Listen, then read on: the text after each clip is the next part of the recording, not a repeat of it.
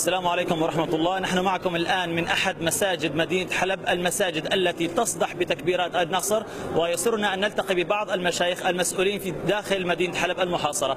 مرحبا بك شيخ. أهلين فنادين، الله يحفظك الله يحفظك ويبارك فيك. شيخ أبو اليقظان، حدثنا لو سمحت عن بدء المعركة خارج مدينة حلب وتحضيراتكم داخل مدينة حلب.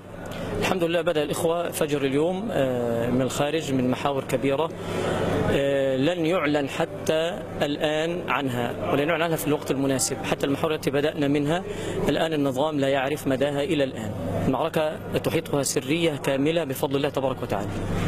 شيخ، هل هناك تنسيق داخل مدينة حلب أو بين الفصائل المشاركة داخل مدينة حلب مع الفصائل خارجها؟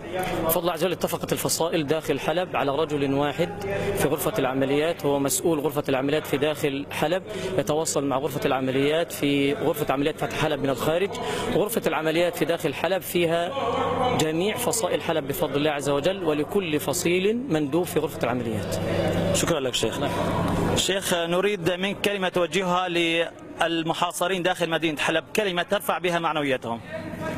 يقول بقوله تعالى: يا أهل حلب فلا تهنوا وتدعوا إلى السلم وأنتم الأعلون والله معكم ولن يتركم أعمالكم. يا أهل حلب أنتم الأعلون بإيمانكم، يا أهل حلب أنتم الأعلون برباطكم، أنتم الأعلون بصبركم.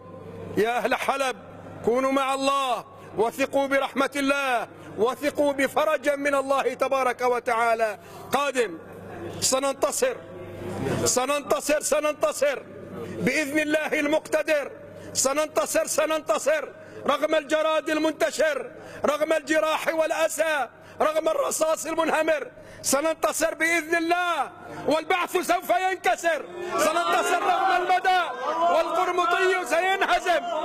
سننتصر رغم المدى والقرمطي سينهزم، وسنملأ الشام ورودا بإذن الله المقتدر. سننتصر بفضل الله، والصبح سوف ينفجر وتزغرد الحرائر في ساحاتنا عرس الشهيد المنتصر. سننتصر بإذن الله المقتدر. شيخ نريد منك كلمة لو سمحت للمدنيين المتواجدين داخل أحياء حلب الخاضعة لسيطرة النظام. تفضل شيخ. بسم الله، الحمد لله والصلاة والسلام على رسول الله. نقول للأخوة المدنيين: عليكم بالدعاء والثبات، فإن فلزات أكباد أهل حلب الآن تتحضر للقاء النصيرية بفضل الله لتكسر الحصار وتفتح حلب كاملة بإذن الله، وما هي إلا ساعات قلائل بإذن الله. سنركع، سنسجد، سنؤذن في ساحات حلب، على قلعة حلب بساحل سعد الله الجابري بإذن الله، والنصر لنا قادم شاء من شاء وأبى من أبى. الله أكبر الله أكبر الله أكبر الله أكبر الله أكبر.